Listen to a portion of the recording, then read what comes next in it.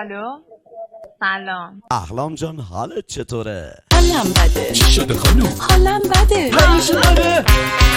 زنگ بزن آمبولانس، اینم از شانس ماست. توی آمبولانس یه قال دیگه ای داره دانس. این بده بالام واسم فرق نداره کجا.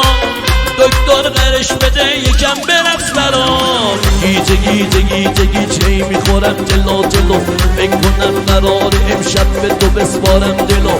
دکتر نرو بیا بیا جلو جلو. بیا دستمو بگیر ببین درصد الکلون. زنگ بزن آمبولانس، اینم از شانس ماست. توی آمبولانس یه قال دیگه ای داره دانس. زنگ بزن آمبولانس، اینم از شانس ماست. توی آمبولانس یه قال دیگه ای داره دانس.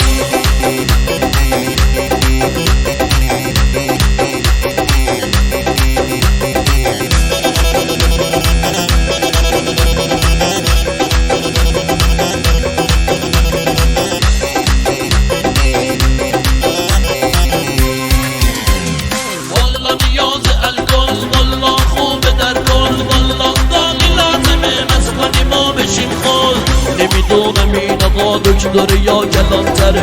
داره ما رو سمت درمونگاه یا پاسکا میبره. میخوریم و هی میگیم این دیگه پیک آخره. چرا فاز الکل از سرمون نمیبره. زنگ بزن آمبولانس، اینم از شانس ماست. توی آمبولانس که قال دیگه ای داره دانس. زنگ بزن آمبولانس، اینم از شانس ماست. توی آمبولانس که قال دیگه ای داره دانس. والا نیاز الکل والا خوبه در کل. والا گاهی لازمه مست کنیم و بشیم خود. نمیدونم این آقا دکتر یا کلانتره.